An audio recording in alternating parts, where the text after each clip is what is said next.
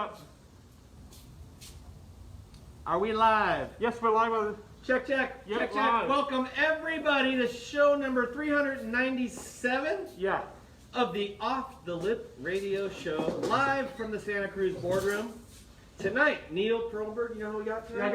Yeah. I do know who we The have. Honorable, can we call you Honorable? Yeah, That's it it, is. right? Yeah, the Yeah. Honorable Mayor of Santa Cruz, Justin Cummings. Welcome to the show. And my co-host tonight is the dishonorable Mr. Terry Champion. Thank you very much. I resemble that remark. Justin, welcome to the show. Hey, thank you guys for having me. This is awesome. Great to be here. We get mayors. An old skateboarder? Yeah, you got Yeah, a mayor skateboarder here at the boardroom too. Yeah. Reminiscing as you look around. Oh man, this place is amazing. I mean, just walking in here and seeing all these boards, it just brings me back, and I'm like, I want to get back on again, you know? Everybody remembers their first skateboard. What was your first skateboard? Oh man. You know, I can't remember the brand, but I do remember the time I got it because one of my really good friends had a bunch of decks, like old decks at his house, and I really wanted to get into skateboarding. And he just put together just like this, you know, setup, so I had something. It was like, here you go. And then I think the first one I ever bought was a Powell blank. Oh, Yeah. the mini logo blanks or something Yeah, back then. yep, Well, yeah, you remember it was a blank board. yeah, yep, it was blue. So that was Favorite first. board? Oh man. Or the one you wish you could get back? No, I don't have one that's come into my head. I can't remember the company. There was one I think called Madhouse at some point. Wasn't a very big company that was around for a long time, but I had these Grind King ultralights on there with Spitfires, and it was a really nice deck. And one day cracked it, but it lasted for a long time. It had a really good pop to it, and really good, you know, tails. So Well, when he's ready, we'll give him the mayor discount when he's ready. For a board? Yeah. I think you need shoes first. We're going to get the mayor discount on shoes, too. Right. Neil, kick off the show tonight. I'm going to kick off the show tonight because you're from Chicago, Illinois. yep, Right. Southside Chicago. And arrived in Santa Cruz when? I came to Santa Cruz Which university? 2007 as a grad student up at UC Santa Cruz. Right, what'd you study up there? I was in the Ecology and Evolutionary Biology department, but I was also co-advising in the Environmental Studies department. And my PhD work focused on tropical forest restoration. So worked down in Panama doing research on how trees interacted with invasive grasses to suppress them for regenerating, to really better understand how we can reforest in tropical rainforest and in settings with invasive grasses. Is that a list? This is something you can do? Is there a list at UCSC you can go down to Panama and do It's that? probably one of the most important ecological things going on right now Don't because think of the so. fact that those forests are what are keeping the planet cool, and they're disappearing. Right? Is that so? What's in your educated background? How are we doing in that department as far as our forests? As far as our forests and our climate, we're in trouble.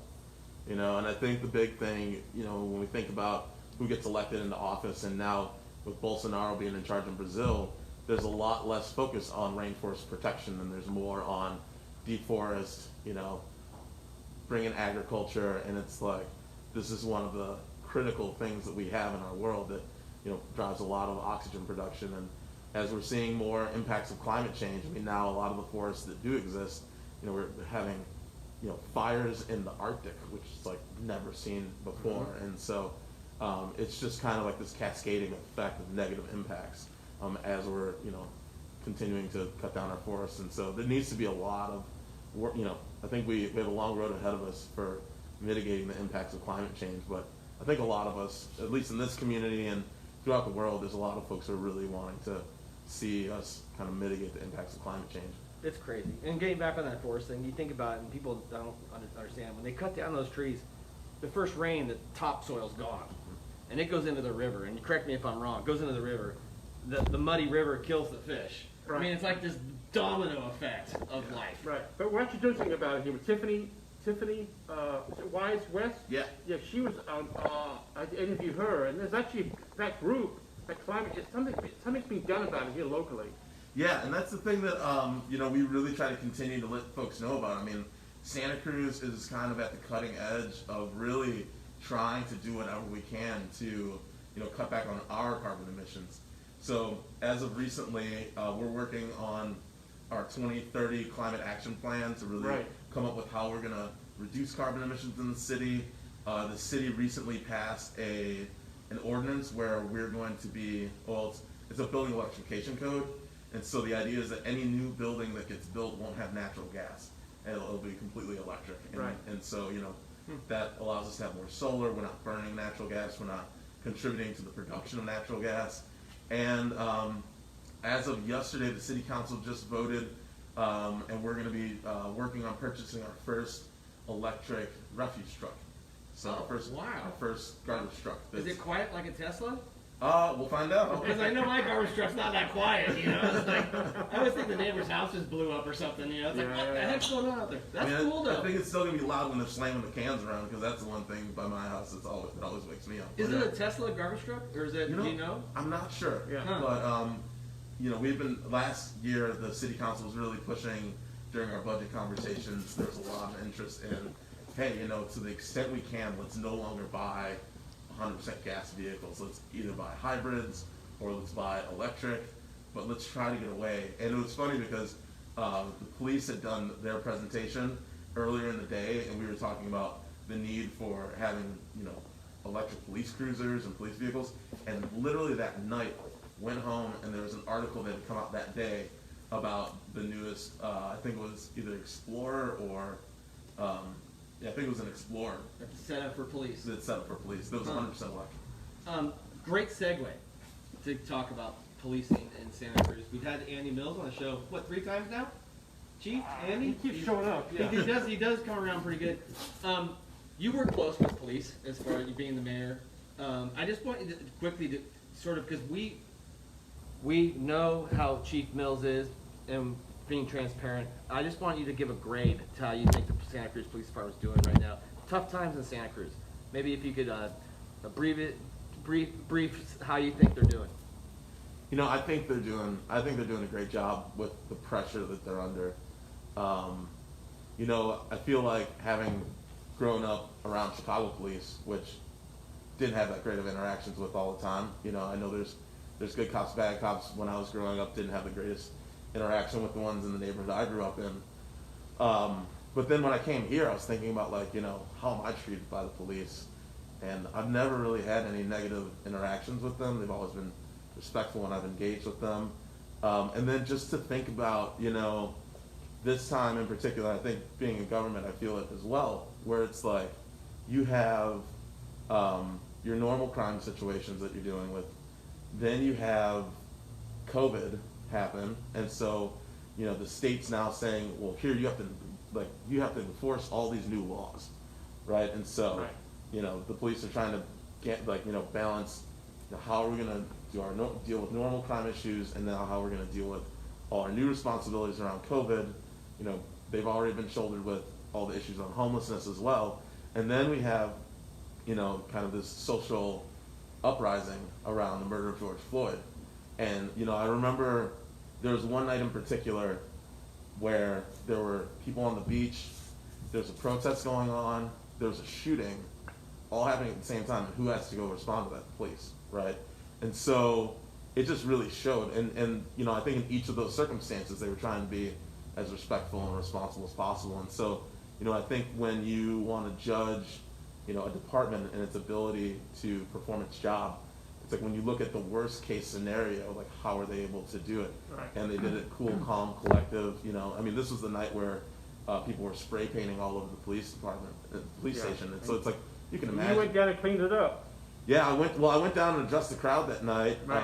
and then I went back the next day to help clean up, and had gone back the next day when there was another group that came out to. When that turmoil was going on, did you as the mayor, as a black mayor, have to quell things down, or how are you regarded as?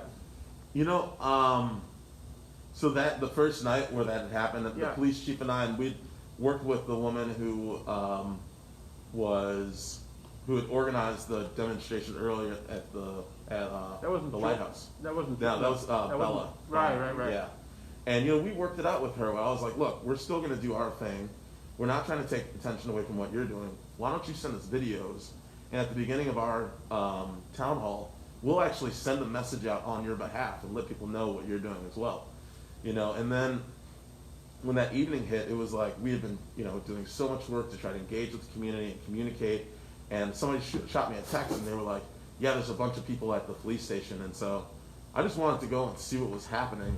And when I got there, you know, I was seeing, you know, a lot of people, predominantly white, some kids that were spray painting Black Lives Matter, and you know, and I was like, this is wrong. Like, you're not. And so I just took it upon myself to go out and address the crowd. Right. And I was like, look, what you're doing is not helping my life. Like, I'm the one who's going to be impacted. You know, you're going to spray paint Black Lives Matter on the police department, and I'm the one who's black. and I'm the one who's black. And Right. so when the next day, you know, when we go back to doing everything we're doing, I'm the one who's got to live with the consequences Right. of your behavior. Right.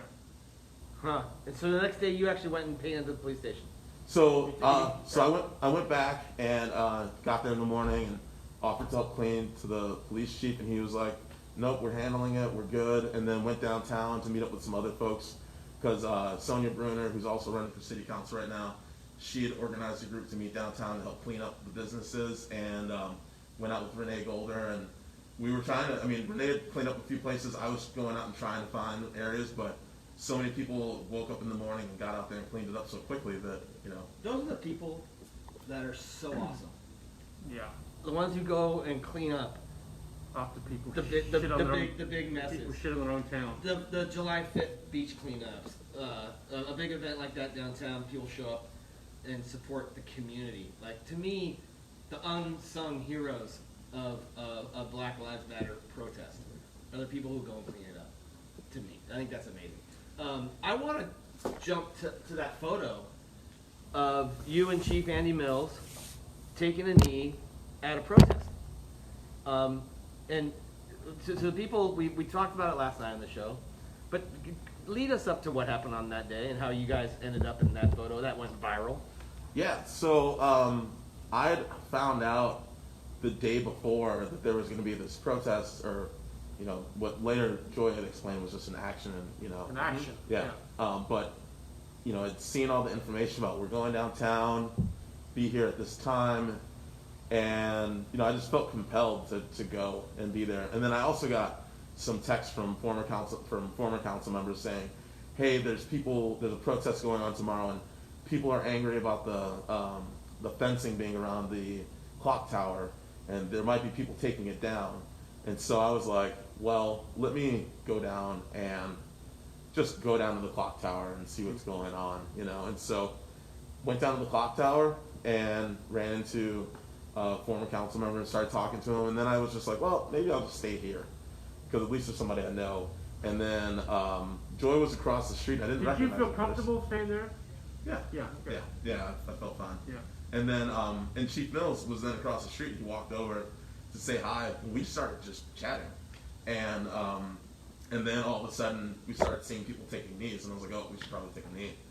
And Lo and behold. There was a photographer there. They took a picture. Yeah. Was not planned at all, Right. and wasn't really expecting that was going to have as big of an impact as it did. It had a big impact. And I Yeah. said last night, we had Joy on the show last night, Joy Flynn. She's an amazing human. But I told her last night that I shared that photo on my business's Instagram, and it went kind of viral on our Instagram. It was a powerful moment. Yeah. And again, we have a black mayor, we have a white police chief taking a knee next to each other at a protest. That's big stuff, Neil. Yeah. It Yeah. just it showed the rest of the country that we don't need to be, you know, violence isn't gonna take care of the situation. Yeah. Just understanding and love and peace, and just that's gonna take care of the situation. Well, you know, I think something that's really been impactful as well is that, you know, when our police came out, and even at the first event, like, they didn't show up in riot gear. They showed up in their normal, Right. what they normally wear. They shut down the streets. They made sure people were safe. And for every march, protest, event that's happened, that's really the approach that they take. They're like, all right, let's shut the streets down. We can divert traffic. Let's make sure these people are safe, right? And, you know, we've seen in other cities where people, you know, run people over who are protesting and kill people in protests. And it's like, and the police... It's still going on. Yeah, and it's still going on. And it's like the police are here or we see police confronting people in riot gear, right? And it's like, maybe you should learn from this approach where, Right. our police are here to serve and protect, and that's what they've been doing. Right. My question is to you. I met you before. You were a mayor. You told me you were a mayor. We were at a friend's house. That this, someone said, "Hey, that's the new mayor, Santa Cruz." I'm like, "Holy smoke!" First of all, he's black, right? He's in Santa Cruz, which is predominantly white town. He looks very Santa Cruzan, It's though. not very racist. I don't think. Maybe I'm wrong, but I don't think it's racist is a huge problem here. I don't know. Maybe I'm wrong. You know better than I do. But when you took that job, I'm sure you had things that you wanted to do. I want to go to work. First of all, you're crazy going into politics. Becoming mayor of Santa Cruz. Holy smoke! Well, and a pretty challenging time to be a mayor. You did it, and then you must have had a goal, what you wanted to do. Here's what I want to do. So how did that change once you got in, and now what's after COVID and what's going on? How did your goals change? And where are they? Where are you headed to? Yeah, that's a great question. I think if we think back to earlier this year, one of the things that really impacted it was just 2019 leading up to 2020 and the recall that ended up getting kicked off because, when I first got elected, it's like, okay, we can work on all these different things, and then all of a sudden there's a recall, and so then the question's like, well, are the votes going to be there to do the things I want to get done? How are other council members going to feel about it? Is the support going to be there? And there's been support on most issues, I'd say. And then as issues arise, things change. So when COVID hit, it was pretty much like stop everything. And my main goal was like, how are we going to get everything we need to support our community? And so, for example, when that first started, I really focused on food insecurity, like identifying churches that could be food pantries and who's going to be open and how can we get them resources so that if anybody felt like they had no income and they needed food, they had somewhere they could call and they could get food. Can I inject something here? Can I inject something? Inject. We were kind of lucky that you were the mayor at that time because you have experience from UCSC with diseases as far as your background education. So you had an idea what's going on. It wasn't like we had someone in the mayor's office like, what the fuck has just hit us, right? Mm-hmm. You had an idea of what was going on. So our town got kind of lucky. So our leader actually has experience. You had knowledge of what was going on. You had knowledge of what was going on and what needed to take place. That wasn't because we talked. I'm thinking, we spoke on an interview I did. I'm thinking, afterwards, I'm thinking, God, this guy knows kind of what will happen, what's going on, what we need to take care of. Well, we got lucky. Yeah. Well, I've taken lots of classes. When I was an undergrad, I'd studied a lot of plant physiology and fungi. And so as a biologist, you're going to eventually study disease and disease transmission and disease ecology. And later took a plant pathology class, which is plant disease ecology. And so really understanding vectors of spread, rates of spread, conditions for infection, that was really what I was focusing on and like trying to understand. And once I saw that our president was and a lot of folks were not taking this seriously and calling it kung flu, and I was like, oh, we're in for it. Mm-hmm. We're not taking, there's no way they're going to take the appropriate response, and it's going to take a long time. Is the state, there's two questions on this. Is the federal government involved with Santa Cruz County, and how involved is the state of California in the health of our county during the pandemic? Great question. Yeah, so I've been in contact regularly with Jimmy Panetta's office, and they've been advocating super strong, in Congress. When it gets to the Senate, that's when the decisions need to be made, and even right now, we're in a situation where there's stimulus funding that's just kind of sitting right between the Republicans and the Democrats. And, if I think under better leadership, we would have taken a much more aggressive approach that would put us in a really positive situation. But unfortunately, we haven't taken that. And so, the state also has been trying to get testing to everybody and testing in all counties. Really been doing the best job we can, but without the economic funds coming down from the federal level to the states that could then, support businesses that are closed, people are like, I don't have any money. What am I supposed to do? And so, I'm going to lose everything. And since that safety net isn't there for the people, it's really forced Right. the reopenings and the things we're seeing. You know what I had heard about testing, and you can jump in on this, is that if you want to get a test, all you have to do is go to the Red Cross and donate blood, and they test you. But because my question, that's the lead to my question. Somebody in the county that's sick, where would we go and get a test if I had rabbit ear pockets? So like Ramsey Park in Watsonville, you can go online and I think it's the county's website, countysantaCruzhealth.com or 211, and you can find where there are free testing services.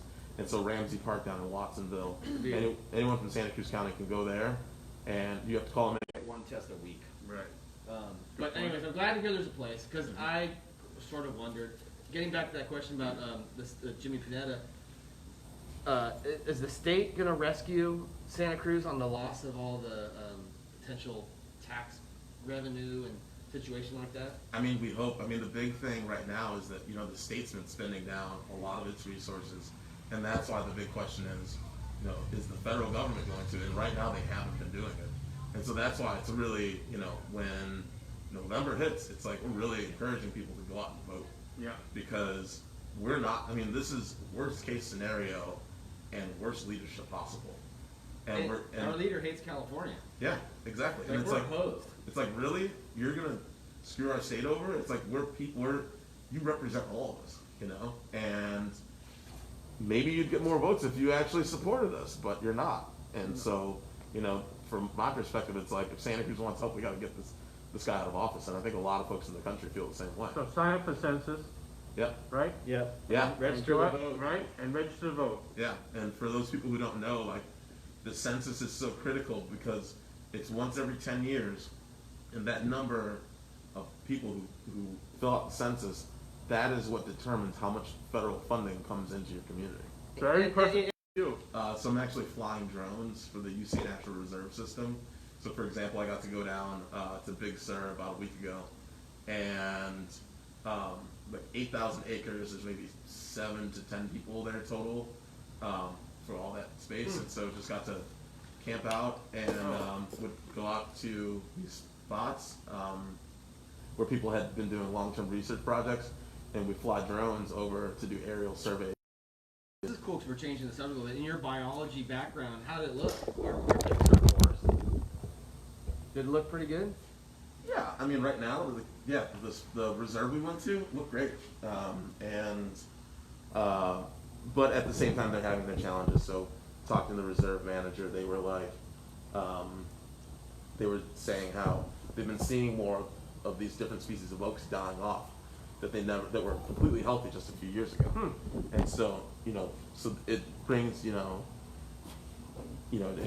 highlights the need for these photos, because if we're doing these photos over time, and it's like, oh, we're starting to see some trees dying, you can go out on the ground and see, is it beetles, Right, is it disease, is it both, is it climate change, and so, but yeah, drones. I've been able to get out on the water on sailboats a couple times. Awesome. Recently, during non-COVID times, trying to get back into snowboarding more. Awesome. So I love snowboarding. And still trying to get into surfing, but Well, you live here in Santa Cruz.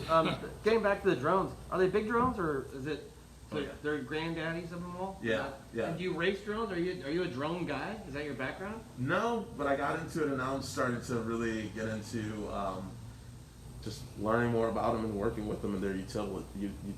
So you own your own? I got lent a small one, but the hard thing is there's nowhere really to fly.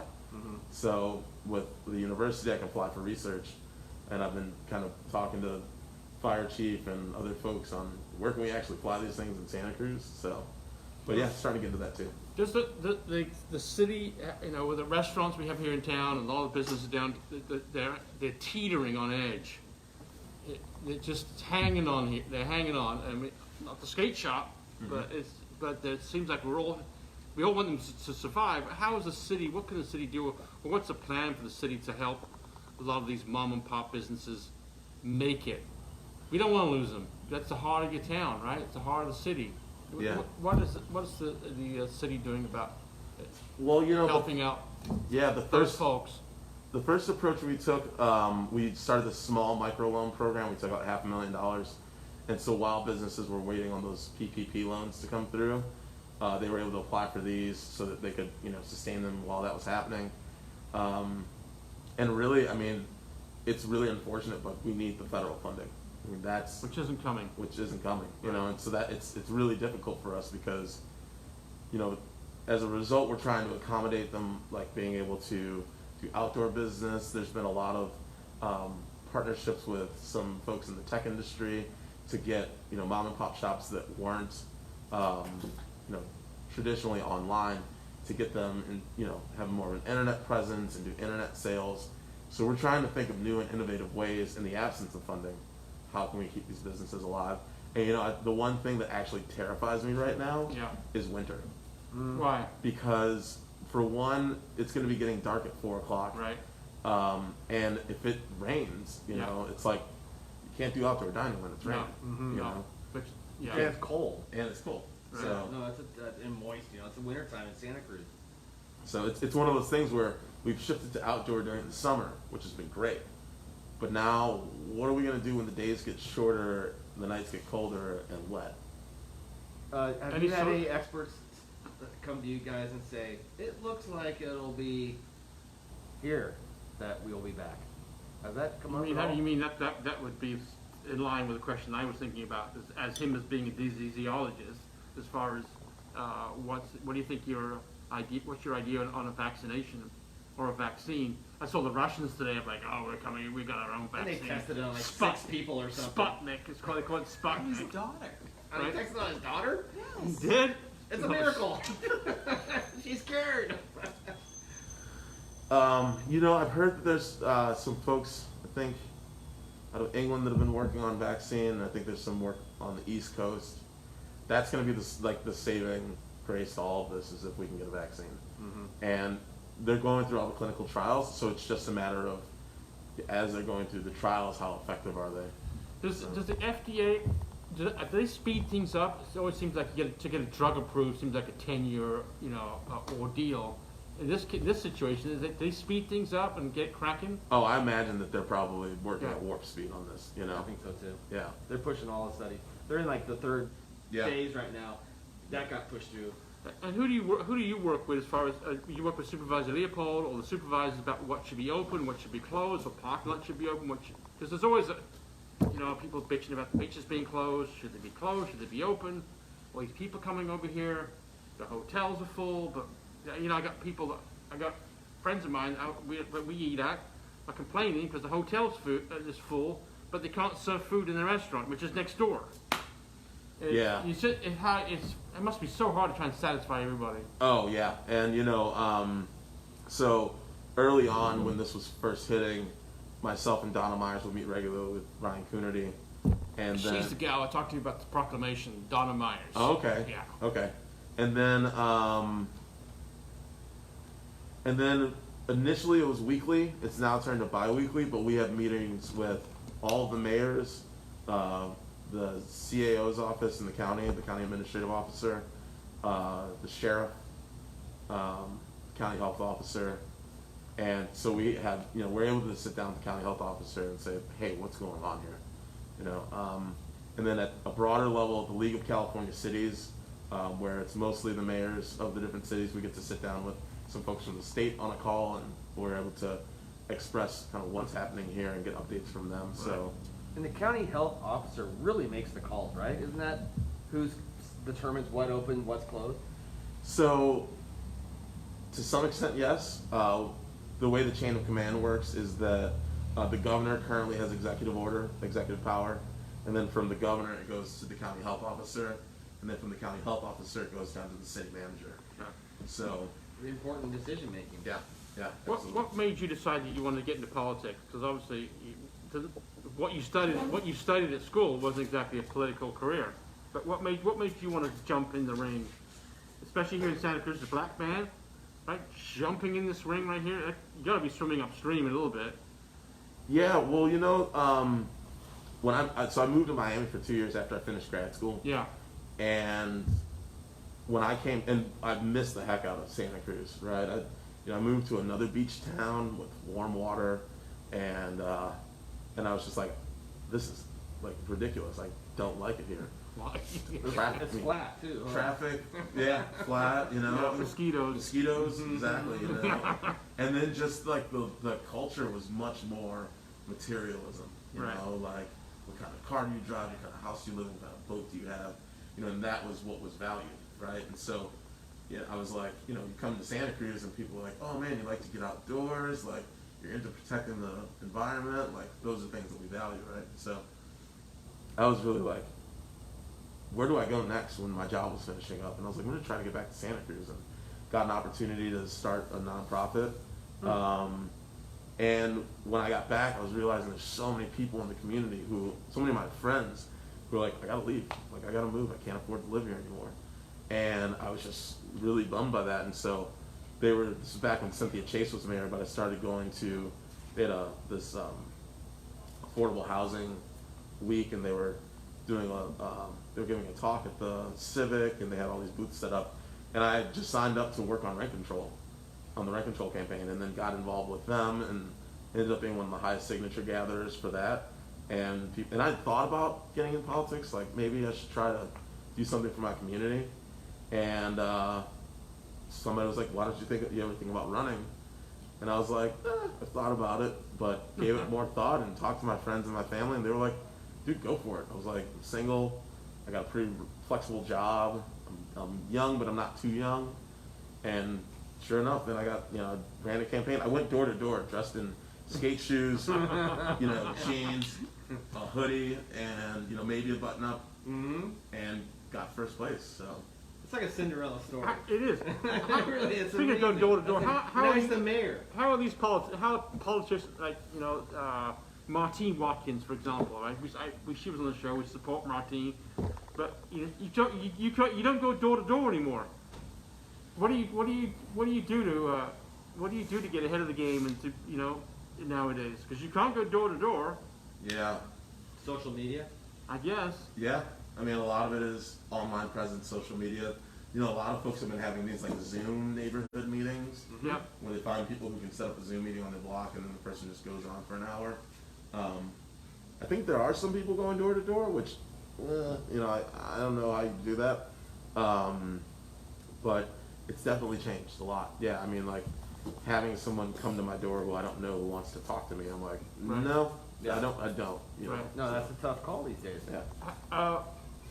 The things that were on the table before, when you first became mayor, homelessness, mental health, obviously I think the top two, have they been pushed to the wayside now, or are they still up front? No, actually, we just received a report from this Community Advisory Committee on Homelessness last night, and it was the final report for the work they were doing.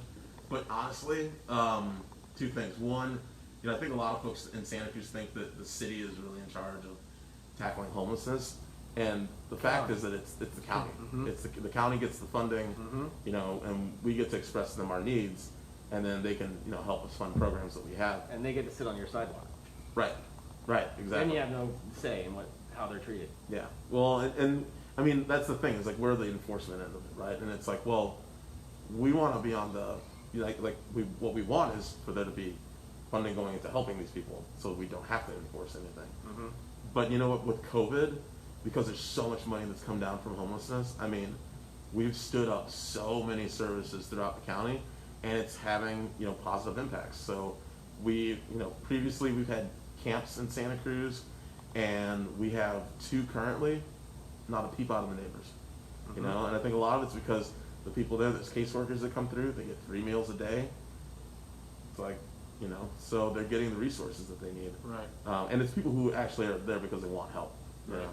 And then I think there's 7 hotels in the county that we've leased where we've been housing elderly, people who've been exposed to COVID, or people who need to quarantine. And we have safe sleeping sites that we've set up. Again, no word from the neighbors. So, I've noticed it. I shop at Costco. It's really different down there these days. It's changed. A few months ago, it was kind of a war zone down there, and so I notice your hard work. I see it. My wife and I drive down there, and we're like, it's organized and clean, and I think we're on the right path in that direction. Right. I don't know about petty crime or how we're doing in drug addiction, but I feel like things are going pretty in the right direction. Yeah. I'll get to the Black Lives Matter and racism. How is it here in Santa Cruz as a black person? I mean, Joy talked about it, whereas she's obviously single black mother of 3. Mm-hmm. She's single. She's a black girl. She's scared. She talked about that walk up the trail she did up by platforms, beach and Aptos, yesterday. Well, that situation is a little different. She felt like they were scared of her, Right. and so they hustled up the path and left That's her in the right. dark. They did. And so they weren't sure. Do you experience that stuff? Is that what you're trying to say? Yeah. What's your well? You're obviously you're 6'2" and he's a big fella. But what's your scorecard here in Santa Cruz as far as racism is concerned? It's not to say it doesn't exist, because things exist everywhere. I have a very different experience because I grew up in a neighborhood where there were literally like streets where you cross this street, you're starting to go. It starts getting wider and wider, and then it gets to a point where now you're going to start seeing Confederate flags. People are going to start saying things to you. You will get chased, and attacked. And so I went from that experience where it's like you can't even walk into certain bars for like 2 days. Right. To coming into a town that's predominantly white and going into places and having people be like, okay, yeah, come hang out with us. We'll take you under our wing. Come to our parties. We'll take you surfing, and so I didn't feel it as much here. There are definitely, cultural differences, and there's probably ways that I think conversations are happening more around like equity and access, and so I feel like sometimes I hear stories from people where they don't understand my experience. So, for example, I have some friends who will say, "Oh yeah, we're just gonna drive out to some BLM land, we're gonna pinch a tent, and we're just gonna camp from our cars." And I'm like, I'm not comfortable doing that. The cops roll up on me in the middle of the night. I'm in the middle of nowhere, Right. Illegally camping. Not something that I feel comfortable with. Right. If I'm going to go up into the Boulder Creek or up into the mountains and just hike around wherever and try to go, it's like a little bit more nervous, once I leave the city. But I think also, when we think about who has access to wealth in this community, I think that's an area where you start seeing the people of color are predominantly lower income, and we see less and less of them every year because people can't afford to live here, so people get driven out. And that's a socioeconomic thing too, Mm-hmm. right? Because there are plenty of people who are locals who grew up here who are white and they can't afford it, they get pushed out too. Both my kids. So I feel like, but I think one of the things I've loved about Santa Cruz is growing up in the punk rock scene in Chicago and then showing up here in the skate scene and how there's a vibrant hip hop scene and everybody is like really trying to look out for each other. So I think that although there's I'm not going to say that there's not racist people here, but there's a lot of anti-racist people here, and that's the thing that I really love the most. Yeah. I agree with that. I feel like we're a very liberal town. I think we're one of the lovingest towns, and I think the anger is always directed at very, I think, non-racist things. A lot of the anger here, you know what I mean? We're angry about crime and drug addiction and mental health issues and things like that. I think it's a little different. So I wanted just to touch on one thing, and is this a wife question? My wife said this. She said this question? Well, she was curious what the Once in a mayor... while she comes up with a question. She did. Why I said I got the mayor on. She goes, "Oh, ask him about the rail trail." And because it just seems like it's such a butting of heads and sides. And from the mayor's office, what's the best solution in your eyes? What we can do with that? Well, I can just give my opinion, I guess. Yeah. I'm supportive of keeping the rail there and putting in the trail, and then figuring out what can we make something work? We have this transportation infrastructure that's currently in place. Maybe it needs a little bit of maintenance, but it's something that's there. And if you rip it out, we'll never, it would cost so much to put it back. I doubt it would happen. So it's like, well, let's conceptually think about can we use this for, transportation of people and do the appropriate studies? But because it's there, it's like, well, let's consider that first before we're just like, nope, we're gonna get rid of this and rip it out. So no matter what goes on there, it'll be electric? I hope so. Can't make any promises, but Because I mean, if that's the city's like direction, then yeah, I would hope so. I'd hope we'd be able to figure out, like what, and if it is electric, what kind, right? Because it's like, in Chicago we had the L, and that was electric, but you touch the rail, you're toast. Right, exactly. Right? That's like So- BART, same thing. Right, yeah. So I don't think we want something like that with a trail where people can walk next to it. Battery powered cars or something, magnetic, like a Tesla drive self-driving cars or something. Yeah, or like buses that go different directions. I live on the train tracks. That's why that's her question. Is that my fence falls over and it lands on the train, and so it's an interesting concept. But I think with like the future of electric bicycles and stuff, like no matter what happens, it is definitely should be used for transportation. Yeah. Whether it's human powered, electric powered, I think that's important. Yeah. I grew up in England.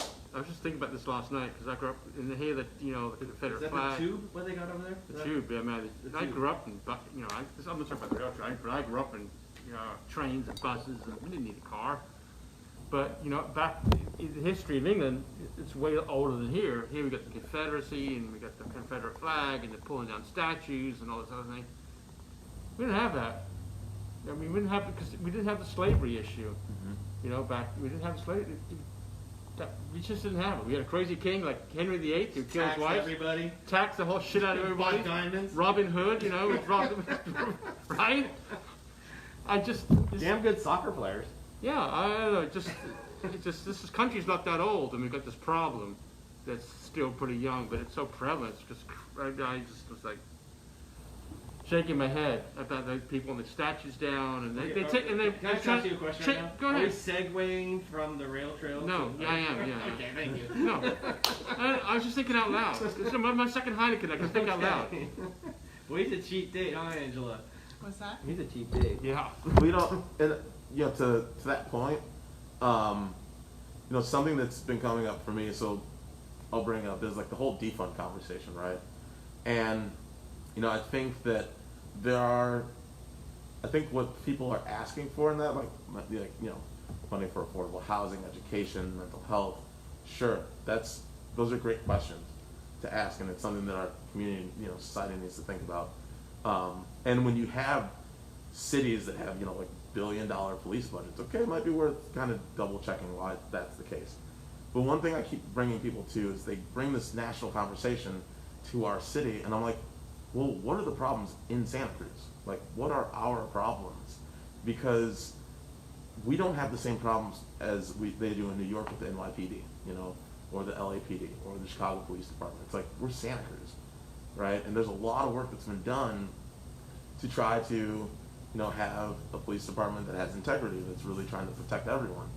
And so it's like, and who try to use less force. And so for me, it's like, well, let's look at what are the issues and what needs to be changed here versus trying to take issues in other cities and project them on ourselves. And so that's been a big, question around the whole defund. And so I'm actually going to be meeting with it's going to be the police chief, myself, Vice Mayor Myers, council members Coonerty, Zach Friend, the sheriff, and we're going to have a conversation on, if we want to address issues around racism in policing and law enforcement and criminal justice, what can that look like for our community, and what's the composition of that group? Like, what should it be? Right. I love that. And I think a big part with policing right now is we can't give them on police officer specific is that we can't give them too many breaks. It's like a Catholic priest. We can't let them fondle a guy like 10 times before they boot him. Right. We gotta nip this in the bud. Right. And we've seen these problem child police officers that I feel like are responsible for so much of the negativity that we see. And I know it's a big investment to put them through an academy and train them how to be police officers, but I just feel like, hey, you know what, you're not fitting in, you gotta go.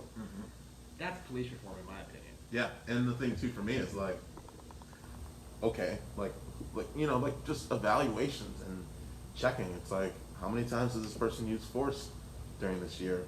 How many complaints have they received? And then if they're like, if it's egregious where they shot someone or or what have you, and it's like, okay, now we're gonna have to do another deep dive on this person. You know, same thing you're saying, because it's like, look, if you're screwing up, you gotta go. You know. Yeah.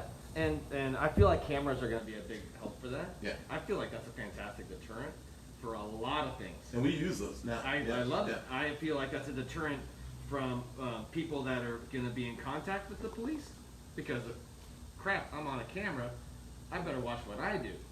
If I reach for his weapon, I'm on a camera reaching for his weapon. I think that's something that people should actually understand as well, because it's like, look, not only are the actions of the police officer being recorded, but you are also being recorded. Absolutely. And so you're going to have to be accountable for your behavior as well. We gotta. It goes back to the bad apples. We gotta protect the good apples. Yeah. That's important. And I have this theory also. And I'm not gonna get too political on it, but I feel like let's not treat the police like the post office, because I don't want to have an emergency and have somebody show up 2 days later. So we gotta be careful, like how we look at this in the future. But do we have does the police department have the manpower? I mean, they're cutting everything, trying to defund the police department and cut back and cut back and cut back. Well, And they're on the a sheriff- skeleton budget already. What's We that? know that. The budget has been whittled down to where they're barely in business. Right. I would assume. No, and I mean, it's getting worse with COVID and the budget cuts that we have to make. I mean, I think there were 3 positions that had to be unfilled, and so don't have the numbers off the top of my head, but we are not in a position where we're at capacity. Well, right? Neil, you went to the ride with the sheriff that night, right? I went on And there was 3 sheriffs on duty? I went on a drive around. My buddies, Jake Ainsworth, with the sheriff's department, invited me on a ride along. So I said, I want to do the whole thing. The meeting before, I want to do the whole shift. You want to go on a chase? Which we did. It was freaking awesome.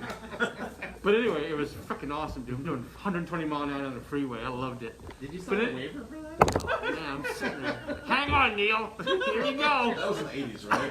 That was like 6 months 2 months ago. ago. But like we sat in the meeting beforehand. I'm in there for the whole meeting, and all the guys come in to sit down, and I'm. Wait a minute. Where this big conference room in the sheriff's department on Chanticleer? There was like 12 guys. Where's the other 12? Oh, you know. So Jose has to go to Watsonville. He's not welcome in Boulder Creek, and the Boulder Creek guy is not welcome over there. You know, so they've got their own spots they can go to, and they got to cover between the Santa Cruz County line, which is up by Waddell, down to Moss Landing almost. 12 Right? guys? 12 guys up to Boulder Creek and all around. I mean, and the screen is like full. The screen of the car, like, well, this is the shitty ones. I'm not gonna deal with those. We just throw those away. You know, and these are the ones on the top, the cream of the crop, the ones we're gonna go to. Car chase? Car chase. Oh yeah. Those guys, they just wait for a Car chase was excellent. I would for sure. And we I'll stop and be like, yes. well, the guy, we looked for a gun on the side of the road in Watsonville. Yeah, it's great. But the guy ended up killing himself by flying up the side of Highway 1 in his Lexus. Well, you had a big night, huh? Yeah, it was a hell of a night. But Actually, anyway. Mayor's job looked pretty good compared to that. Jeez. Yeah. But anyway, so the whole story is like the 12 guys trying to cover the whole county. Yeah, and I think in the city, I think it's like maybe 7, like on patrol at any given time. Yeah. You know, and you get a call for backup, and you know, you have additional officers coming out. But To me, that's. I think I don't know. To me, that's a little low. For maybe Friday night's different, but I think of a Friday night in Santa Cruz and there's 7 officers on duty. You're like, that's Not enough. that really breaks up a teenage party. well, you know, and that's why for me, when and I think that they can call for more, you know, backup if they need to. But you know, for me, that really goes to show it's like, and this is the thing, you know, my experience growing up in Chicago, it's like we're not over policed. Yeah. You know, like I see officers every day. But like having lived here since 2007, I mean, I've engaged with them on a handful of occasions, but you know, it wasn't like where I was growing up where cops just pull you over and it's just to screw Shake with you down, because right. they're bored, you know. How long's your term for? How long are you mayor for? Till December 8th. This year? Yep. You gonna run again?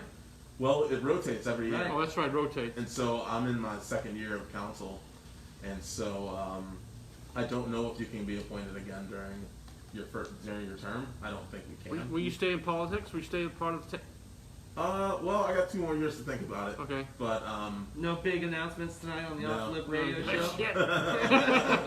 You told me you had something. You got shit. yeah, I mean, I think the big thing I'm gonna have to figure out is just like financially living my life, because I took a huge pay cut to do this, and I'm kind of at the beginning of my career, and Is it worth it? city doesn't pay anything. Right. It's a hobby. Well, I wish it were, but unfortunately for me, I've been taking it so And seriously. you got to take care of numero uno. Yeah, and so it's like I'll be 40 in 2 years, and it's like if I haven't really kicked off my career, do I run again? And then I'm 44, and I haven't really made anything, in terms of like financially. Right. And then try to start my career at 44. It's like that's. Yeah. I don't know. Yeah, no, I get it. Yeah.